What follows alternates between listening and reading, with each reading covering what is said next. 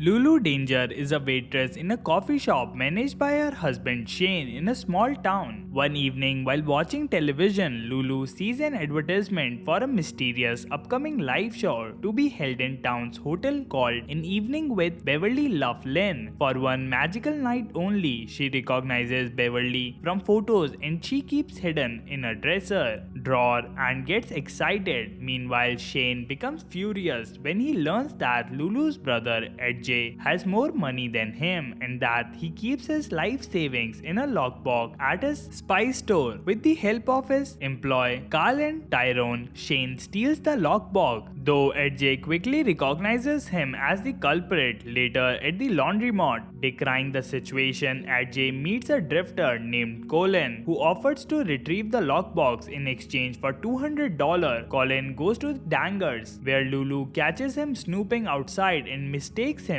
for a friend of Shane's. He pulls a gun on Shane and demands the lockbox, but when he panics, Lulu takes charge, taking the gun from Colin, retrieving the lockbox and forcing him to drive her to the hotel. Colin and Lulu check in, where they both awkwardly and bizarrely flirt. Beverly checks into the hotel along with his side chick, a Scottish man named Rodney. He and Lulu immediately recognizes one another, though Beverly, who appears to be subverbal and communicates only through a series of grunts, does not indicate this to Rodney, who secretly harbors homosexual feelings for him. Behind Rodney's back, Beverly attempts to arrange a meeting with Lulu via a note, but Rodney intercepts it and drugs him. When she arrives to meet Beverly, she instead finds Rodney wearing synchronized swimming makeup. He tells her not to come between him and Beverly. On the night of the show, Beverly apparently falls ill and the event is postponed for 24 hours. Then for another day, as Colin, Lulu, Beverly and Rodney all jockey for one another's affections, and Shane arrives at the hotel in search of the lockbox. The show's nature remains elusive and guests speculate as to what it will entail. A despondent Colin has sex with a woman he meets in the hotel bar, only to learn that she is a prostitute. Later, he confesses the sexual act to Lulu, upsetting her. Colin further confesses he had been a virgin up until then. Later, demanding to know the reason for Lulu's fixation on Beverly, she confesses that he was her college poetry professor and that he left his wife for her. In the mid of their affair, he apparently drowned while they were on a vacation, an event which emotionally destroyed her. Lulu, Colin and other guests gather for the show, which is a simple musical roue in which Rodney and Beverly perform whimsical Scottish folk melodies. Beverly suddenly becomes articulate, singing in an alto and regaling the audience with the stories of his time visiting Scotland. Addressing Lulu, he gives a heartfelt speech about lost love, apologizing for breaking her heart and telling Rodney that while he loves him as a friend, he has no romantic feelings for him. This event ends up with Shane and Carl crash the show while Tyrone steals the lockbox from Colin's room. A fight erupts between Colin, Shane, Carl and hotel security. Following Beverly to his room, Lulu demands to know why Beverly faked his death. He confesses that his decision was impulsive and that he didn't really think it through. Beverly further admits everything he says on stage is similarly impulsive and that he is unsure he meant anything he said. A heartbroken Lulu leaves. Lulu and Colin meet in the hotel bar, where she tries to make amends for her treatment of him. When a song neither have heard before begins to play, Lulu invites Colin onto the dance floor and they share an exuberant dance that abruptly ends with her jumping into his arm. Later, they return to their room to have sex, but Lulu falls asleep while Colin undresses. As he gets into bed, Lulu wakes up and they tell each other, "I love you."